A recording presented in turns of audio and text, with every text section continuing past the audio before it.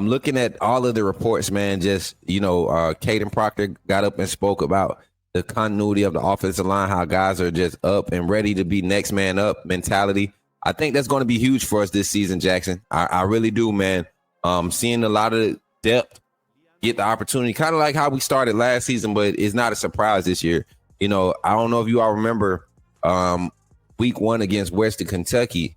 Caden Proctor's warming up, and we have a offensive line mix up now, and we scrambling the first game with the offensive line, and we're not as confident. We're not as comfortable.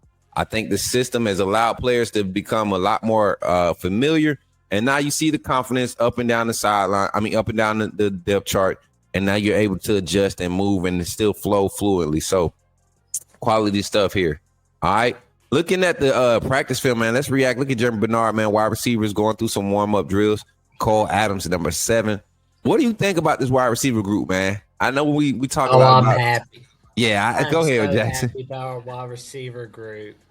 I'm so glad it's not all on Ryan Williams. I have been looking forward to this wide receiver group all off season, all preseason. I cannot wait to see the magic it's going to bring on the field this season. 100%. The passing game, the receiving core should be top 5 in the nation. 100%, man. I'm sitting here looking at the wide receivers, man. A lot of people don't realize the type of skill sets that we have available with this group, man. One being because I just, when you look at skill sets like Isaiah Horton, right? 6'4", 4.4 speed, 36, 37 inch vert, aggressive on the ball in the air. And strong hands. I think he has 11-3 hands. So big hands as far as his the span in his hands. Then you match up with him, and then you saw the natural talent and the explosive playmaking ability by Ryan Williams, who to some would be undersized, but you look at the new style and anatomical makeup of the wide receiver position. He's like the perfect mold. He's the perfect build, and he's not even fully filled out his frame yet. At 6 foot.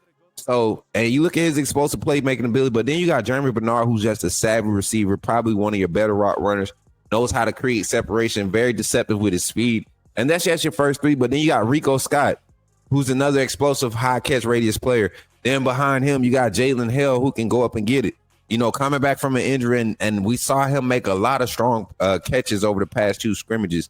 So look for Jalen Hill to continue to be an impact in his rotation. Then you got Cole Adams. You heard him speak about Cole Adams being a savvy route runner, being able to get in and out of his breaks, make competitive catches. That's the thing you want to hear about your first 6 receivers. And we still haven't talked about Jaden Mbakwe, who's a super speed guy, or Latier Brooks, who can take the top off your defense or get him in jet sweep action and go crazy. And we still have yet to mention Bubba Hampton or Derek Meadows. So this wide receiver core, top to bottom, is probably the most talented in the country, top to bottom. Oh, here we go. Boom. Look, getting a look at the running backs chat. Listen, this is the group when I'm not worried about this group. As you saw, number 4, Daniel Hill go. This is Kevin Riley. Look at how much weight Kevin Riley has put on. And this is what I wanted y'all to see with him. Just look how he takes this jab step, this counter step, and then steps up through there. You got Richard Young, you got Daniel Hill, first, second. Then you got Dre Washington, number 20, right here, going 3rd in the pecking order. Listen to me when I'm telling you stuff that I know what I'm talking about, chat. Then Kevin Riley, check him out. Boom. Look how he sticks his foot in the ground. That's how he runs all the time. AK Deer, check him out. He's bigger than, I'm telling you all, these young men, these freshmen, they came in, they weren't playing about the weight room. They were not playing. They were not playing about the weight room, their meal plans, none of that. They were not playing. AK Deer looked like he's a good, solid 215, 220, chat. Running back room. Very confident in this running back room. Again, back to the wide receivers. As you all know, man, this is going to be a group that will get an opportunity to make a lot of plays in this offense. The vertical passing threat is going to be on full display with this year's offense. Checking out the quarterbacks, Ty Simpson to the right, Keelan Russell in the middle, Austin Mack was to the left right there. Look at the ball by Ty Simpson. His confidence is just oozing throughout the I guess you could say, the blood work of this team, the DNA of this team. You can see everybody kind of walking around with a sense of sense of knowing what's going on in practice because of Ty Simpson's leadership and his consistency, stepping up every day, continuing to be the leader. I know, Jackson, I know everybody's happy about, Ty Simpson being QB1. I think I'm more so happy about how everything is shaping up around QB1, meaning QB2. Both quarterbacks, Austin Mack and Keelan Russell, having strong scrimmages, strong shows in the scrimmage. But Keelan Russell looking to be the guy that's going to get the opportunity to be QB2. What's your thoughts on this QB2 battle kind of shaping itself up and coming to a head here? Oh man, I honestly know for a fact it's gonna be Keelan being number 2, but I don't want to see Austin Matt leaving Bama. I want to see him stay on as long as possible. I do kind of worry about that if he's not number 2. Yeah. And I think people are going to understand what this team is because of this mentality in the quarterback room. There's a quiet competition going on there because it's not a competition to prove that you're better than the guy. I just want to be the best version of me I can be for when this team ever needs me. That could be me holding kicks, being the snapper, me and the second string quarterback that has a certain set outline for me. Whatever that requires, I have to be ready to do it. And the way that I do that is by coming and practicing and preparing as if I'm QB1 every day, every time I step on the field. So the competitive nature of this team on the offensive side looks good. Tonight, man, we're reacting to the offensive presence and the things since last week. We dedicated so much time to defense. You all had a lot of questions about the offense. And one of the questions that I want to get to, we can't bring it up, but what was the update on Jaden Mbakwe? Well, it was ironic that was one of the questions that was asked in the last week's stream, and I can't remember who asked it, but it was definitely I forgot that they don't start the comments from each show; they don't keep them. So, but as you heard, Coach Ryan Grubb talking about Jaden Mbakwe getting used to playing the position. The fact that he's starting to show those type of strides right before kickoff week, I think that's huge because I think Bach will find his way into this rotation when we get to teams that are going to play real up close personal man, and you need somebody to stretch the field. You're going to need Bach's natural speed and ability to do elusive things with the ball in his hands. What's your thoughts on the reports of Bach really trying to turn the curve here right before kickoff? Well, I've got a good feeling about the curve. So we'll be all right. I think everything should be really good for 2025. Way better than it was last year. I'm telling you right now, Jackson, if this team somehow doesn't, win 11 games in the regular season and find themselves in the national championship game, I'd be super surprised. But if this team somehow went 12-0 undefeated to the national championship, I would not be surprised.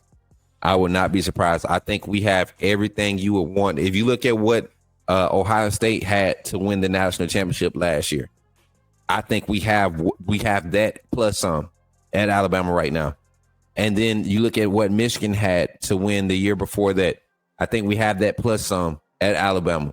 You look at the last couple teams to win the national championship outside of the SEC and how, that's been a trend in college football. You've seen the SEC dominator era for, 7 out of 10 years. And in the last 3 years, you've seen a new style of football kind of snatch it away from the SEC. And I think that's what we've seen for the past 2 or 3 years. We've seen the Big 12, the Big 10 kind of come in and snatch up our style and mix it with a new style. And it doesn't look like it's supposed to work because the SEC style is supposed to work, but now it's changing. And so we're adapting. And Kalen DeBoer brings that when he comes from, the Northwest, coaching at Washington, watching two systems, combine or collab and produce what you need to produce to be in the national championship. Washington didn't have a dominant defense neither year that Kalen DeBoer and his staff at Washington, made playoff pushes. And you got to remember, there was a 14 playoff push. that first year Kalen DeBoer was there. So imagine if it was an 8 team or a 12 team like we've been able to see for the past 2 years. So going to be crazy to see how this season turns out, Jackson. Oh, they'd have been scary. They'd have been scary for sure. Like Washington in 2022, 8-team playoff or 12-team. That would have been ugly for one or two teams. Oh, yeah. I think they make a strong push. And then you got to think, that's a school that couldn't even utilize the portal like you thought they would have. And they maximized player development in the limited time that they got those guys that came in the portal. So that's where we got to remember as Bama fans, we have a coach that specializes in development, key player development on the offensive side of the ball as the head coach. And then you got a defensive coordinator who has head coach experience, who has a scheme that's literally being utilized. Personnel wise, it's probably the only difference you see, but 4-2-5, the vision coverage on the back end is something that's being utilized by a lot of your, I guess you could say, highly respected defensive coordinators in the collegiate level, even at the NFL level, because it translates. You're seeing it taught in high school, and now you could translate it to the collegiate level and add on, different languages, different specs or hot calls.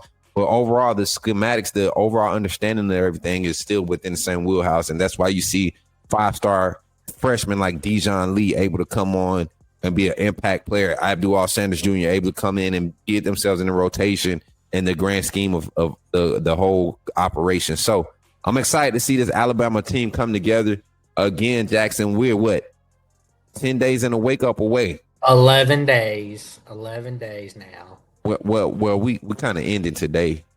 The day's kind of over with. I think I'm about to go to bed early. So There you go. I don't know.